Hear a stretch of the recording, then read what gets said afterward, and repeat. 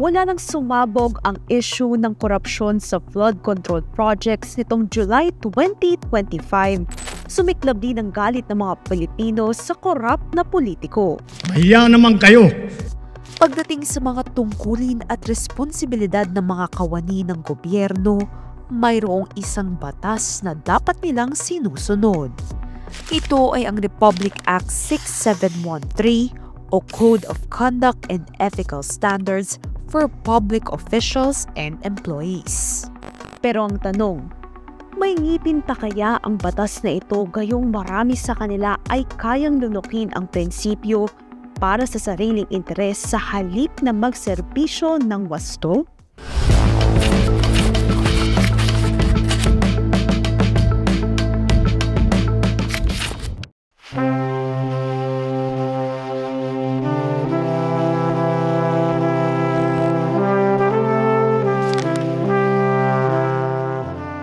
Isinabatas ang RA 6713 noong February 20, 1989, 3 taon matapos ang EDSA People Power Revolution upang itaguyod ang integridad, pananagutan at karapatan sa serbisyo publiko. Higit sa lahat, layunin ng batas na ito na maibalik ang tiwala ng publiko sa gobyerno matapos ang matinding korupsyon at pag-abuso ng kapangyarihan sa ilalim ng diktatorya ni Ferdinand Marcos Sr. Public office is public trust. Dito naka-enumerate kung ano yung mga bawal gawin ng mga public officials, ng mga government employees, at saka ano yung mga penalties that are being imposed in light of the violation. Hindi lamang ang mga matataas na opisyal ng gobyerno ang obligadong sundin ang RA 6713. Sino-sino nga ba ang saklaw ng batas na ito? So RA 6713 covers all kinds of government officials, high-ranking elected officials or appointed up to the rank and file, so the very lowest positions, as long as you are a government employee, covered ka with this law. Ang Civil Service Commission ang pangunahing tagapagtupad ng RA 6713 at tungkulin din ng lahat ng ahensya ng gobyerno, pati na rin ang mga government-owned and controlled corporation o GOCC na sundin ang inilatag nilang implementing rules and regulations. Katuwang din ng CSC sa pagpapatupad ng batas na ito ang Office of the Ombudsman. This is actually under the jurisdiction and the umbrella of the Civil Service Commission, but also the Office of the Ombudsman, especially when it comes to prosecuting the criminal liabilities involved in this particular law. No? So the Ombudsman steps in to cover the prosecution. Sa Section 4 at 5 ng batas, nakalatag ang mga pamantayan na dapat sundin ng isang public official o government employee sa kanyang trabaho. Una na rito ang pagsulong ng interes ng publiko at hindi ng pangsariling interes. Ibig sabihin, lahat ng resources, lalo na ang pondo ng gobyerno na mula sa buwis ng bawat Pilipino, ay dapat ginagamit para sa kapakanan ng publiko at hindi diretso sa bulsa ng kahit na sino. Isang paalala din ang batas na ito na manatiling sinsero, tapat at profesional sa pagganap ng tungkulin, lalo na sa mga may hirap na humihingi ng suporta o tulong sa mga ahensya ng gobyerno. Bukod sa pagiging makabansa at pagpapahalaga sa demokrasya, higit na inaasahan sa mga kawani ng pamahalaan at maging kanilang pamilya ang simpleng pamumuhay na naaayon sa kanilang posisyon at kinikita. So if you're a government employee na let's say 70,000 a month yung sweldo mo, but you have a Patek Philippe or whatever branded clothes or branded mga items and luxury items that you have, it's not commensurate to the kind of income na meron ka. So that really is in violation of Section 4H of RA 6713. So modest living is hindi talaga marangya, 'di ba? So sakto lang. It doesn't have to be impoverished or doesn't have to be pretentious, your false humility, 'di ba? But just has to be a reasonable proportionate siya sa income and siya declared salary ng isang government official. Pati tuloy ang netizens, hindi nagpahuli sa pag-usisa. Dahil wala namang napabalitaan pang napanagot mula sa paglabag sa simple living na propesyon ng RA 6713, katakot-takot na kritisismo ang inabot ng di umano'y mga buwayang politiko, pati na rin ang kanilang mga nepo babies.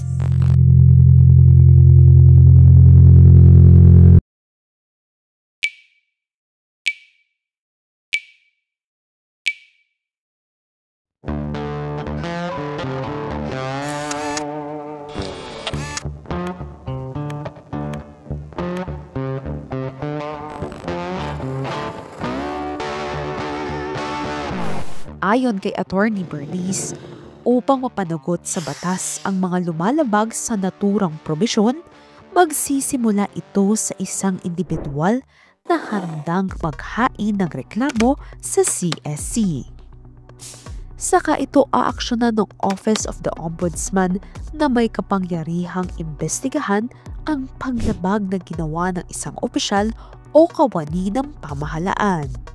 The Civil Service Commission and the Ombudsman can definitely motu proprio investigate on their own, but this usually happens and is propelled and triggered by a report of a public or a private citizen. It usually happens when a private citizen or a witness takes part and sends a confidential report about the lifestyle of this particular government employee. But with the recent scandal that we have been facing with, it's really because of social media. So thanks to social media, exposed to mga lavish lifestyle na to. So now anyone can report, right? And even the CSC cannot turn a blind eye to these things because it's all over social media. Dahil sa matinding panawagan ng publiko para sa government transparency, nagsimula na rin isa publiko ng mga opisyal ang kanilang salin. Pero ang tanong, tugma naman kaya? So definitely, government officials should not be afraid to publicize or publish their salins if they really have nothing to hide.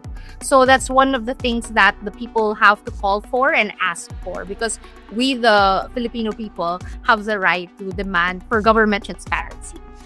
Sa ilalim ng Section 8 ng RA 6713, obligado ang lahat ng opisyal at kawani ng pamahalaan na isumite ang kanilang SALN. Kinakailangan i-file ang SALN sa loob ng 30 araw pagkaupo sa pwesto bago o sa mismong ika-30 ng Abril kada taon at 30 araw bago ang huling araw ng isang opisyal sa posisyon. Ngunit may mga exempted sa pagsumite ng SALN gaya ng mga kawani na walang service credit o sahod dahil sa kanilang honorary position o voluntaryong serbisyo. Mga laborer na nakadepende sa physical o manual labor ang trabaho at ang mga casual o temporary worker ang estado. Isa rin sa dapat pag-ukulan ng pansin ay ang divestment na tumatalakay sa issue ng conflict of interest. Nagkakaroon ng conflict of interest ang isang opisyal o empleyado ng gobyerno kung siya ay mayroong interes sa isang negosyo na maaaring makaapekto sa kanyang desisyon at pagganap sa tungkulin. Kapag nangyari ito, dapat mag-resign ang opisyal sa kanyang posisyon sa pribadong negosyo sa loob ng 30 araw mula nang maupo sa gobyerno o di kaya i-divest ang sarili mula sa kanyang shareholdings o interest sa loob ng 60 araw mula sa unang araw ng katungkulan sa pamahalaan. So if you're receiving kickbacks from certain government projects, even if these government projects are not implemented in your district or in your region, basta nakinabang ka dito, you are still in violation of this law because you are acting against professionalism and good conduct, and also you are acting on your personal interest over and above the public welfare. Pagdating naman sa karampatang parusa, malinaw na nakasaad sa Section 11 na sino mang lalabag sa RA 6713 ay maaaring pagbayarin ng multa na katumbas ng 6 na buwang sahod, suspensyon na hindi hihigit sa 1 taon o tuluyang pagtanggal sa serbisyo depende sa bigat ng kanyang kasalanan. Ang mga paglabag naman sa Section 7, 8 o 9 ng batas na ito ay paparusahan ng pagkakakulong na hindi lalampas sa 5 taon o multa na hindi hihigit sa 5,000 piso o pareho at maaaring ipataw ng hukuman ayon sa kanyang pagpapasya ang parusang diskwalifikasyon sa paghawak ng anumang posisyon sa pamahalaan. Bagamat tila magaan pa ang mga nasabing parusa lalo na sa konteksto ng malawakang korupsyon ngayon, naniniwala si Attorney Bernice na dapat ang mas gawing prioridad ng gobyerno ay mahigpit na pagpapatupad ng RA 6713. More than amending this law, what is more important is implementation of this law, na dapat there is a certainty of prosecution. I believe kasi na hindi lang deterrence yung tindi or yung bigat ng penalty, but also the certainty na talagang mapoprosecute ka. Wala kang takas dito and there's no impunity for it. Kung naipapatupad nga ng maayos ang RA 6713 at iba pang mga batas laban sa mga korap na opisyal, hindi imposibleng may maparusahan. Sa gitna ng galit at inip ng mga tao, nangako naman ang gobyerno na sa buwang ito may mananagot na sa korupsyon ng flood control projects. Ang tanong, pangakong mapapako na naman ba ito?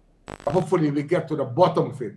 Lahat ng involved, sana malagyan natin talaga ng period itong controversy na ito. 7 or 8 cases that we can file already in Sandigan Bayan before the end of November. Kasi nag-PPI na ngayon, so we're asking many people to file their counter affidavits already. Sa 3 buwan na nakalipas mula na buksan ni Pangulong Ferdinand Marcos Jr. ang issue ng korupsyon sa flood control projects, hanggang ngayon ay wala pa ring napapanagot o nakukulong. Kaya hindi rin masisisi ang mga Pilipino na questionin ang kapangyarihan ng mga batas na gaya ng RA 6713. With this flood control issue, yung usual comment ng mga tao ay, wala namang kwenta yung batas na yan, this country is hopeless, things like that. No? So they really lost hope in the power of the law because nga parang ang daming nakalusot, right? But I believe that we should not lose hope, and I think the public has a big role to play when it comes to these things. The role of the public to be vigilant and to call for government accountability and prosecution with these individuals.